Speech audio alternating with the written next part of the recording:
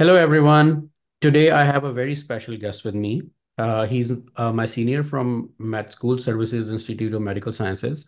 And I'm lucky actually to be his junior because his journey is nothing but inspirational. So today's video, one, we will be talking about his resilience over the years, how difficult circumstances, how has he tackled them, and how has he navigated his way through it. And the other thing which we will be talking about, so he is one of those people who actually did fellowship in nephrology in US before getting in to the internal medicine residency. So without further ado, I will welcome Dr. Ali On, who is a PGY2 internal medicine categorical resident at Lehigh internal medicine program in Pennsylvania. Uh, Good morning, Dr. Ali On, and thanks so much for joining us. Good morning, Emma. Thanks for having me. How are you today? I'm good. I'm good. Thank you. Thank you. How are you doing? Good, good. Everything is fine. Okay, so I would just request you to briefly summarize your journey because so many people want to hear. Because I personally feel that your journey is one of the most inspirational journeys I have ever seen personally. So, can you please briefly summarize? Okay, yeah, I can start with the medical school and then I can tell you a little bit. And then if you have questions, you can ask. Sure. So I graduated from SIMS, as you already mentioned, in 2011. After that, before my result, I came here for my electives and I did my CS exam before here when I was on electives. I went back, start preparation for step one, and step two, I did it in Pakistan. And then the first match I applied in 2013. I had few interviews. At that time, I did not match.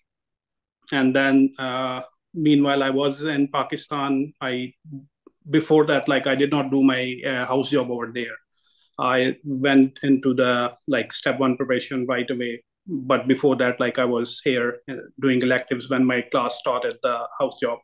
So when I did not match, I started doing house job.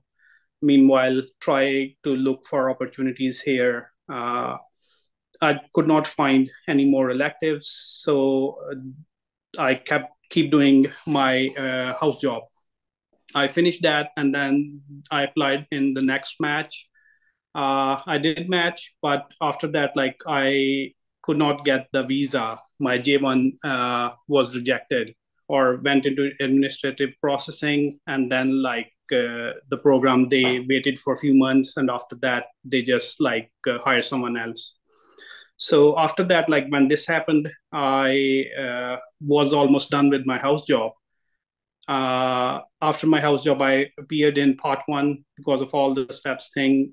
I just like it happened, and I think in a month there was FCPS part one exam, which I was able to pass, and then I started my training in I remember January 2015 in Services Hospital.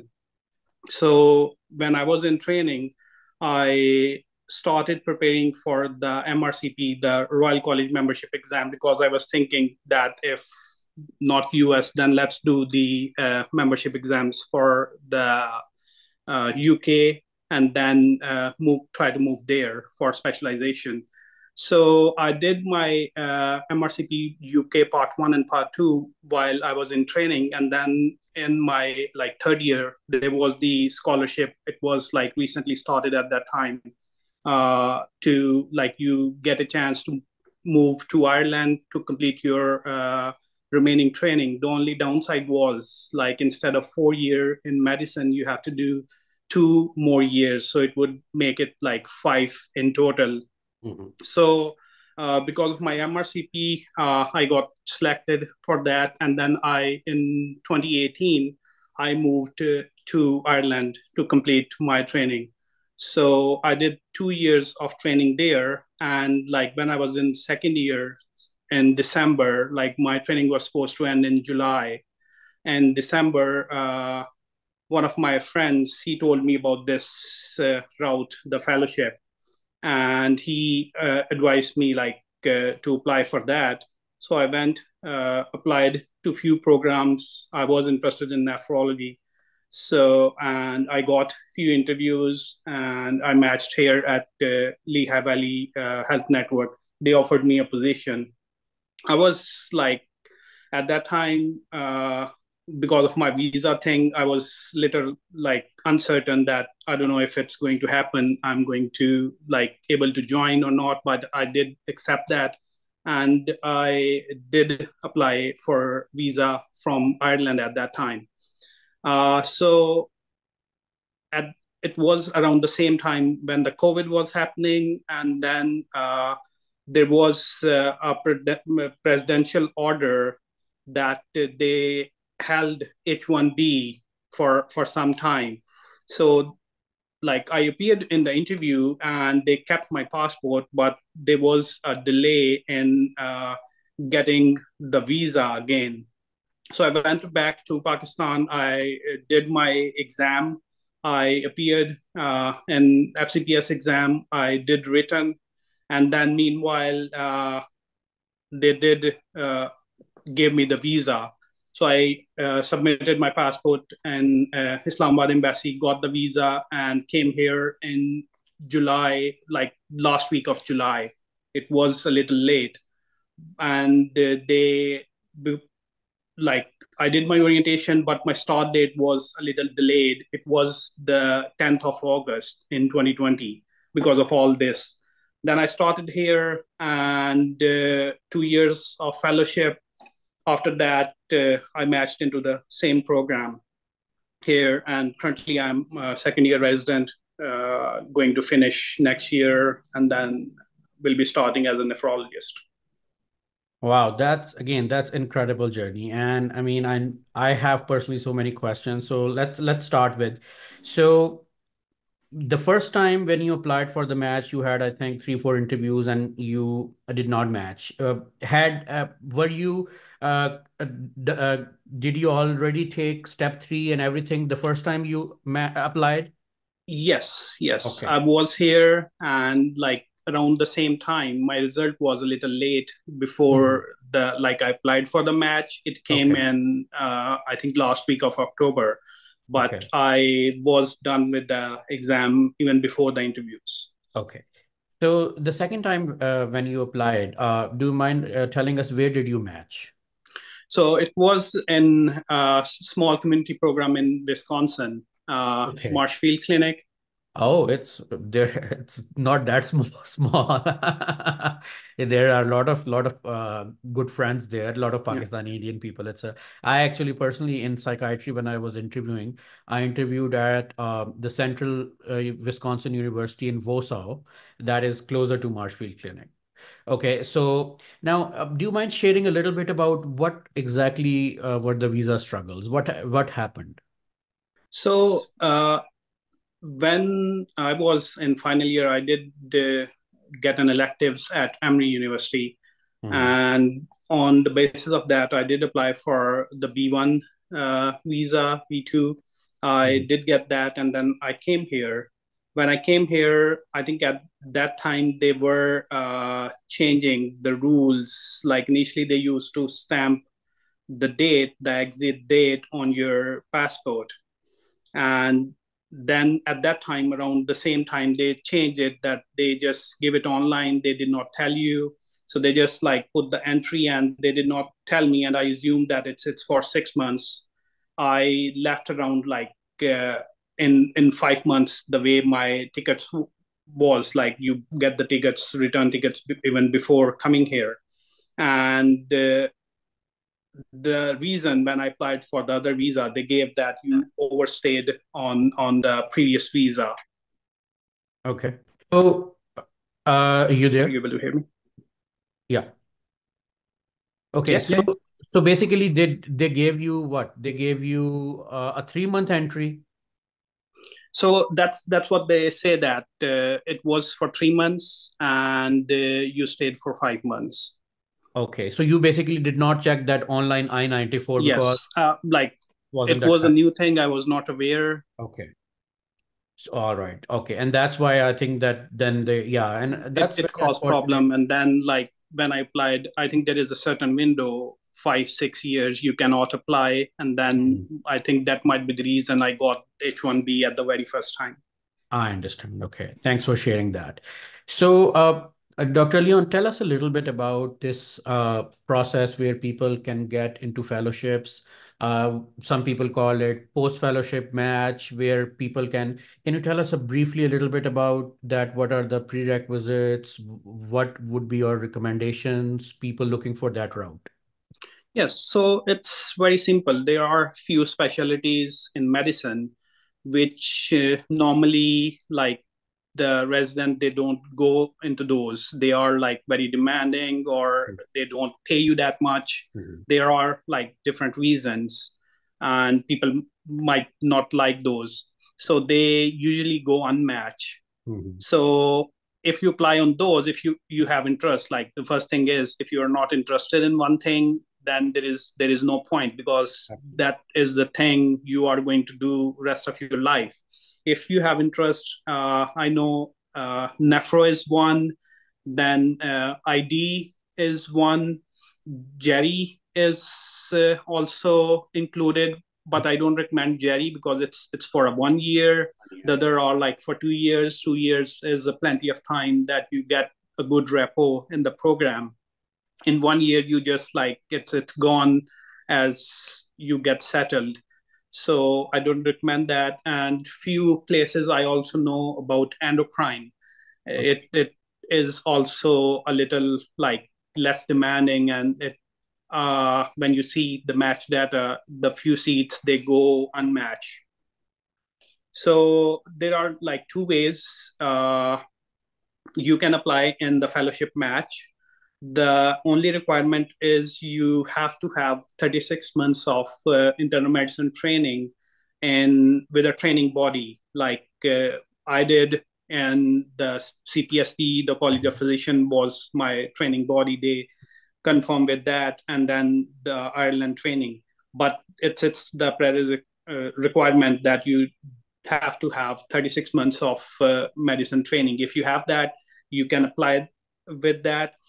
And the programs, they even give you, if you don't have step 3, they give you some time, and you can do it before they apply for your visa. And I know like few people who matched even before step 3, and the program asked them to get it done in a month, and then they have joined the ECFMG programs. certification is requirement that you have to at least ECF, have. yes, and Okay. 36 months of So internal medicine training. okay, so 36 months of training, internal medicine for internal medicine allied specialties, and ECFMG certification. So these Yes. are two ultimate prerequisites. And if do you think that if someone like you who had already taken step 3, that will give some advantage? Yes, like, the program would be certain that like, I am already done with the exams, so Hmm. it definitely give you an edge. Even in Okay. like normal match, as we know that if Hmm. you have step 3, the programs are less worried, so they don't have to pay for the exams, and then you are not getting any time off. Absolutely. So the next question is that did you apply during the normal math cycle when internal medicine residents here are applying for fellowship? I applied during the normal match cycle, and Hmm. the other way is like during the first week of December, when the fellowship match announced. If you have someone who has applied, they normally get the list of unfilled Okay. positions. Hmm. If you know somebody, or they can share uh, your specialty of choice. If there Hmm. is like a position Hmm. they have like vacant, you can apply, and Okay. then they interview. That's like very quick process. You have Hmm. to have everything ready at that time, Okay. All right. uh, because they will be interviewing you today, and by this evening they will, if they like you, they will be offering you a position. Okay. It's like kind of scramble, post-match scramble I thing. understand. Okay. And you applied through the same normal process, ERA statement and everything. Yeah, Okay. the I program understand. wants you because they have to like verify, Hmm. and they don't like the under the table application, so they want you to Absolutely. apply through ECFMG and then offer Okay. you position. In my Okay. program, I know someone from Pakistan. He is in training over there. He matched to an Afro position right away this year. Okay, very good, very good. Thanks for letting us know. Now, the second question is, do you get the same clinical privileges and salary as any other fellow would who has done internal medicine residency in US? Yes, we were like when I started, my contract was PGY 4, Hmm. and whatever pay is in that hospital, you will Hmm. get that, Okay. and everything is same. Absolutely. Okay. Now, the second question is that do you think that, of course, doing a hands-on ACGME accredited fellowship, how much does it help in securing then an internal medicine residency in US? So it does help, like the program where you are being trained, they also, like the program director, they are normally very supportive. They know that Hmm. your circumstances, and they help. Hmm. Like even my program director, she asked me, where are you applying? And she emailed different programs to get me Wow. interviews. Okay. So it's definitely helpful. Plus, I remember like when I was applying for the residency, they were second year positions, which Wow. I got interviewed, and they asked like, okay, give us the letter from the PD. We will Mhm. speak with your PD, and then they can even offer you a second year positions. Okay. Understandable. Okay. So the other question in this regard is that it seems that it helps us definitely in the same program, of course, because people know you, but So what you're saying, like it also helps in other places. yes. So your maximum chances are in your own program because you Okay. are there. People have seen you. You have Mhm. worked with the residents. You have worked Mhm. with the faculty. So they know you. Your maximum chances are in your own program. Mhm. But I know many of my friends because I came with this route and we have a network. So I know many people in New York, they do match in different programs too. Like No. if someone has done a fellowship in Thomas Jefferson, they might not match there, but they Oh, will match at Lehigh Valley. I understand. Okay, that makes a lot of sense. Now, the second question is, there are some people who, let's say, don't get residency. Uh, is there a route that they can still practice medicine, or nephrology, with whatever fellowship they do without residency in US? That is the main question a lot of people ask. Yes, so there are two things. Once you have completed your fellowship, the best thing is you apply for residency, get Hmm. it done, and do your boards and do the job. Hmm. But the second thing is if you are unable to do that, Hmm. or like if you don't want to do residency because you already did the fellowship and you Hmm. just want to do nephro, there are a route called like faculty position thing. You apply for that. It's a little hard to get because only the bigger universities offer the faculty position job. So if you work on that, and that too is for 3 years, and then you are allowed to do IM boards, and after that you can do the nephro boards. Okay. So basically, what you are saying is that if you just do nephrology training and you do not enter into the residency, then you cannot do nephro boards. Yes, you have to have IM boards before nephro boards. Okay. And if you take that faculty route, then you can do now that faculty route is so you said it only certain big hospitals offer that, right? So it's a little hard to get. Like if you are big in research, then like people will ask. It's kind of teaching, kind of academic I position. understand. So it's a little hard to get. Hmm. Plus, with the resident route, is it's the better opportunity that you get a little bit more exposure and training in Okay. their system rather than just working in nephro. Okay. All right. And then do you know also that some people, let's say people from Pakistan, India, that they just do fellowship and they go back. And of course, with the stamp that they have been trained there in Yeah, US. yeah. There are few people I know who like did fellowship and nephro endocrine, and they just Mhm. went back and working there in bigger hospitals. Okay. I know a person who went back and is currently working in Agahan. So it's So basically, they can show on their CV that they Yeah. have done the training, but they are not board certified. That is important Yes, to. you get the certificate, like the completion of training. Yeah. Okay. And even when I was here and second year, you are uncertain that whether you are going to get matched, whether you are going to find a position or not.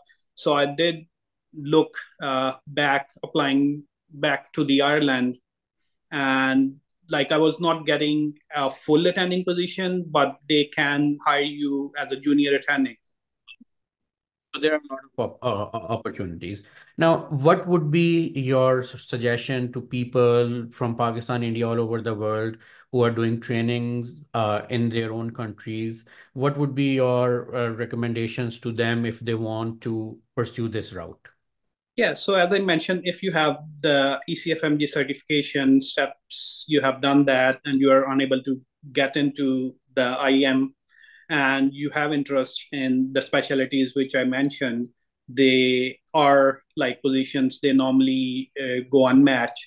You can apply directly into the fellowship match, or the other thing is like if you have friends who are applying and you are able to get the list first week of December, get your application ready. And first week of December, when the match result is announced, you can directly email to the programs. But again, it's better because you are going to get the token, you are going to get the ECFMG application fee, because the program will ask you to apply through the ECFMG thing, send your application. So Oh, if you apply through the match, you get into the match, that's good. If not, then even the post match, you have the list, and just send the applications to the programs. And they definitely, I have seen many people matching and then staying here with the IM. okay. Now, you are someone again who has had visa troubles, stayed unmatched first time, then could not go due to visa troubles. You have been to Ireland, Pakistan, US. W- it's amazing. First thing, congratulations, because you are someone who have shown a tremendous resilience and perseverance. Now, people, and there are a lot of people that have had visa troubles. Some people would say they have red flags, like year of graduation spanning more than 10 years. Some people have attempts. What would be your one recommendation to all of the people who have lost hope due to these adverse circumstances and failures? So it's the persistence. If you like something, like I wanted to come here, I wanted to do my training here. So I stayed like persistent. I matched after like 9 years of graduation, and still I'm doing residencies. My score, like if you compare it with these days score, they are not, like I barely pass. So the persistence is the key. If you stay persistent, there are many opportunities to get into the system. Once you are into the system, you can do whatever you want. Mhm. I have a fellow who is graduating from my program in Nephro. He was Palm critical care attending in India, Mhm. came here, wanted to come here, has been applying for match for many years, did not match. Then he came to know about this route, applied, match into our program, and now he is going to do residency starting this July, and he will be doing the Palm Critical Care Fellowship here. That's amazing, and I think that's what we I also recommend people that once you have one foot in the door, you can always enter, because I mean, doing externship, doing research job, something like this where it's an ACGME accredited training, you are getting paid, and this is one of the best clinical experiences anyone can dream of. So I think that's what I have been also recommending people, and I did one video with one of the psychiatry program directors, Dr. Sadiq Naveed, in about this, and I just wanted to interview someone like you who has actually done it. Yep. So thanks a lot, Dr. Leon. I know that internal medicine residency is very, very tough and it's very busy. I really thank you for taking a time out on a Sunday. I just Yeah. want to add one more thing. Like there, my program doesn't do it, but I know a few programs. If you have done a fellowship, Nephro or ID, they do exempt a year of training in IM2. You can get a Oh. credit, so you can, like few program in New York, they do it. And I also have a second hand, like I don't know exactly, but somebody did tell me that there is a program who went unmatched and they did offer to do a nephro fellowship for 2 years, and then they will get them in their IM residency for Um, 2 more years, and they oh, will be graduate in 4 years. wonderful, wonderful. So that's again very good to know. And again, thanks a lot, Dr. Leon. Really